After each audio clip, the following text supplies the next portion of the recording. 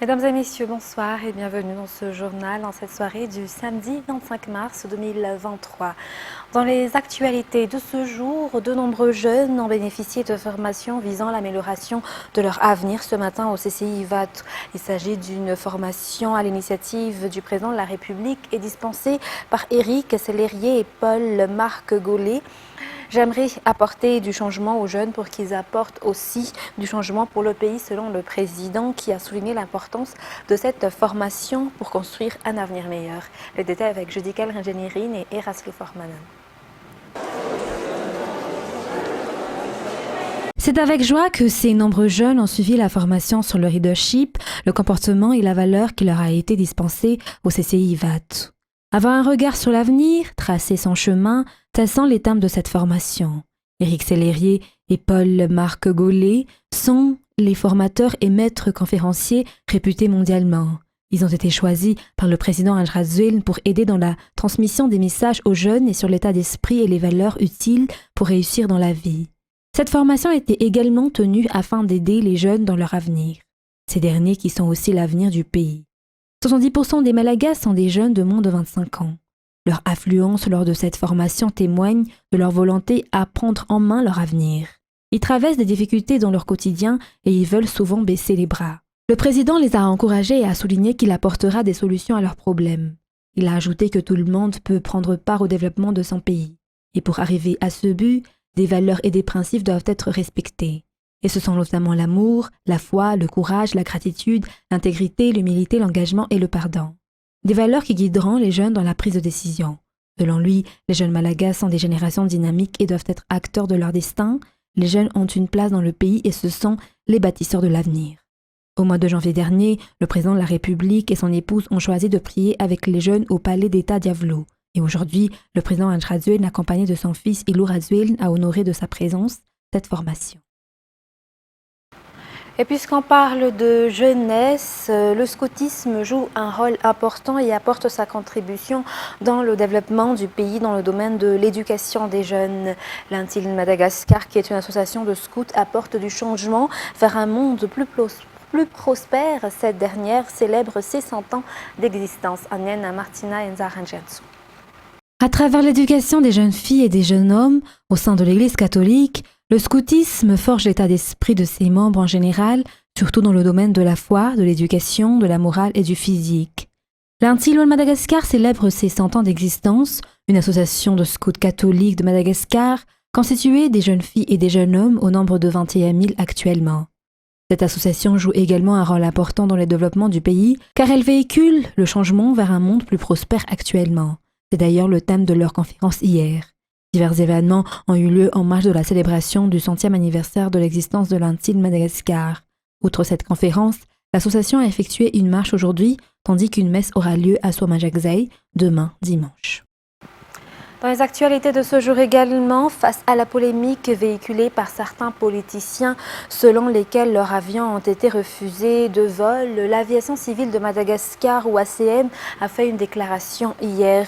Selon cette dernière, il ne s'agit en aucun cas de refus de vol, mais d'une panne technique au niveau du site web de l'ACM qui est géré par une société implantée en Europe. Cette panne a engendré des perturbations au niveau du traitement des dossiers de tous les vols qui entrent et sortent du territoire malagasy. Reportage.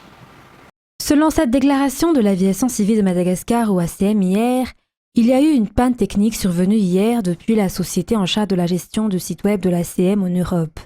Cela a engendré une perturbation au niveau du site web, mais ils sont actuellement en pleine réparation.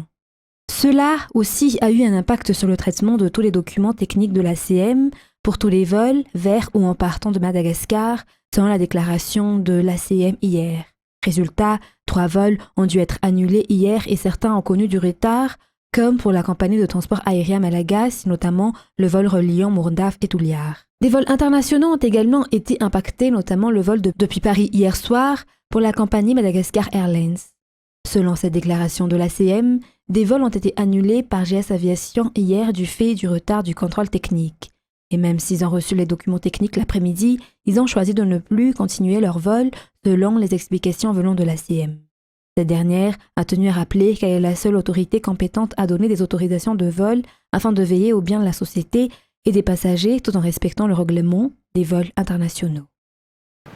Transformation locale des produits miniers pour en augmenter la valeur ajoutée, partage de savoir-faire et de technologies, tels sont entre autres les points discutés entre le ministre des Mines et des Ressources stratégiques et les ambassadeurs de Canada et de l'Iran venus leur rendre visite hier à Panjinumbi. Plus de détails.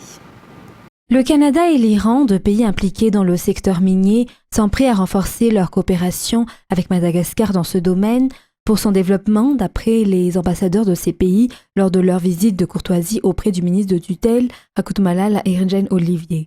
Comme vous savez, le Canada est parmi les pays du monde qui est le plus impliqué dans le secteur minier.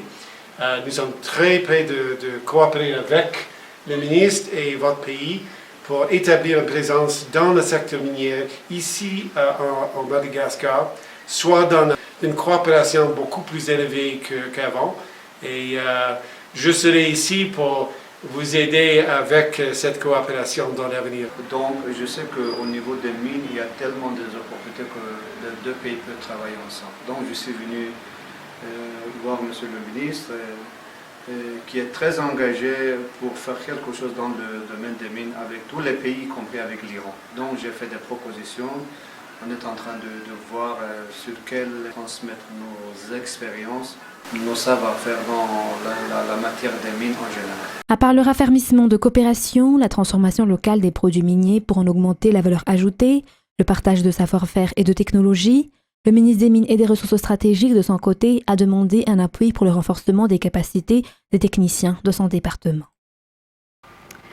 Et le taux d'abandon scolaire a connu une baisse de plus de 90% au sein de l'école primaire publique de Voulsark dans le 2e arrondissement.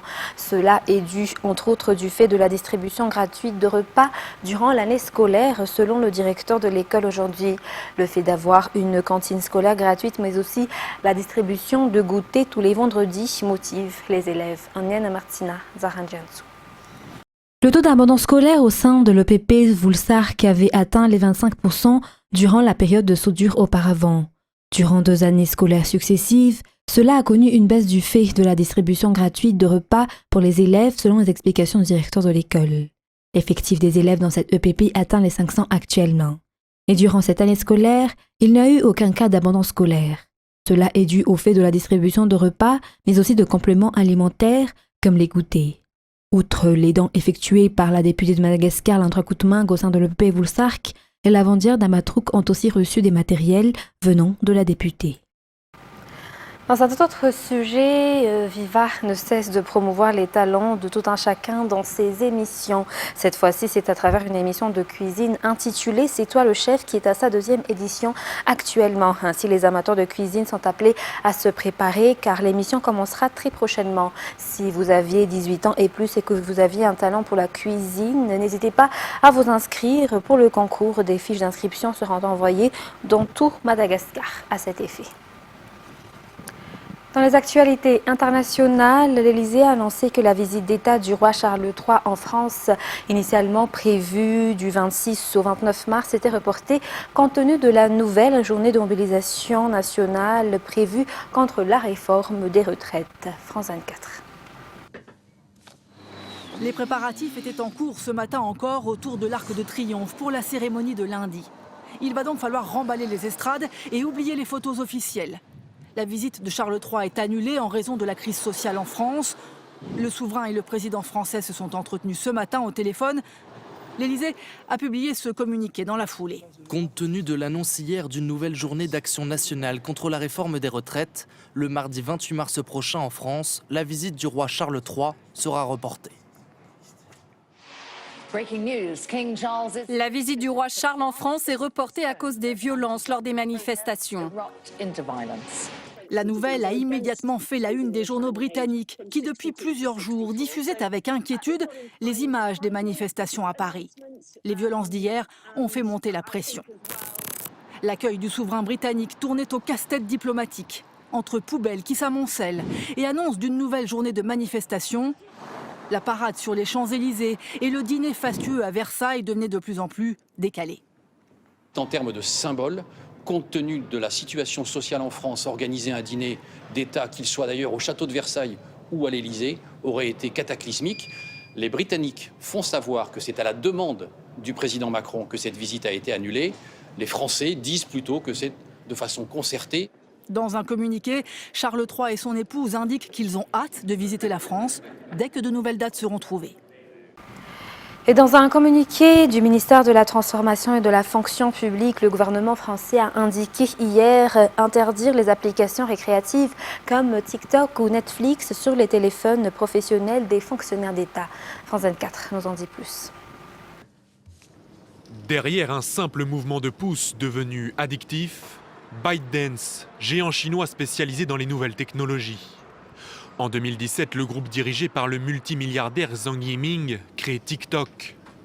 Une fois installée, l'application demande à ses utilisateurs des informations personnelles, comme l'accès à la caméra, au micro ou au contact. Une manne de renseignements que TikTok, via son propriétaire, est soupçonné de fournir au Parti communiste chinois à des fins d'espionnage. Accusation démentie en 2021. Nous ne partageons aucune information avec le gouvernement chinois. Les données des utilisateurs américains sont stockées aux États-Unis. Notre sauvegarde est à Singapour. Nous avons une équipe de sécurité basée aux États-Unis de renommée mondiale qui gère l'accès. Pourtant, quelques mois plus tard, ByteDance admet que certains de ses employés ont eu accès aux données de plusieurs journalistes qui enquêtaient sur l'application, sans préciser toutefois si elles ont été fournies aux autorités chinoises. Des données particulièrement sensibles, car TikTok est uniquement destiné au marché international. Les Chinois, eux, n'y ont pas accès et se contentent d'une application similaire appelée Douyin. Un réseau social soumis à la ligne officielle du Parti communiste qui censure les contenus dissidents sur l'emprisonnement des Ouïghours ou les récentes manifestations à Hong Kong. De son côté, TikTok se dit indépendant. Pourtant, en 2019, le Guardian révèle que ses modérateurs doivent censurer les vidéos traitant de certains sujets sensibles en Chine. Est-ce que TikTok fait partie du Parti communiste chinois comme tout le monde le pense, ou est-ce que vous vivez dans une dimension parallèle? Je ne suis pas d'accord avec ces conclusions. Avec plus d'1 milliard d'utilisateurs actifs dans le monde, TikTok a dépassé Twitter, Instagram ou YouTube en termes de nombre de minutes passées sur l'application chaque jour. Un potentiel d'influence énorme que l'Occident redoute d'être l'arme chinoise dans la guerre mondiale de l'information. Le président américain Joe Biden a été chaleureusement accueilli par le Premier ministre Justin Trudeau hier pour sa première visite officielle au Canada. Les deux dirigeants ont ficelé un accord concernant l'immigration irrégulière. France 24. Des applaudissements à tout rompre. Pour sa première visite officielle au Canada, le président américain Joe Biden a été accueilli en grande pompe. Il n'avait pas pu s'y rendre juste après son investiture comme le veut l'usage à cause de la pandémie. L'occasion pour le Premier ministre canadien de rappeler la grande amitié qui lie les deux pays. Monsieur le Président, vous êtes un véritable ami du Canada et cela compte plus que jamais en ce moment. Alors continuons à travailler dur et ensemble, continuons à bâtir un avenir meilleur pour notre peuple. Une rencontre bilatérale qui aura également permis d'aborder le sujet épineux de la question migratoire. Pour le président américain Joe Biden, Washington et Ottawa doivent travailler ensemble pour décourager les traversées illégales. Aujourd'hui, j'applaudis la Chine pour ses efforts. Pardon, j'applaudis le Canada. Vous savez ce que je pense de la Chine, j'en parlerai plus tard. J'applaudis le Canada pour ses efforts afin d'ouvrir de nouvelles voies légales pour que 15 000 migrants puissent venir au Canada depuis des pays du continent américain. Selon cet accord, le Canada accueillera en effet 15 000 migrants légaux supplémentaires. En contrepartie, le chemin Roxham devrait être fermé. L'an dernier, environ 40 000 personnes sont arrivées depuis les États-Unis au Québec par cette voie de fortune, en contournant les points d'entrée officiels. Mais la fermeture de cette voie officieuse est vivement dénoncée par les associations de défense des migrants.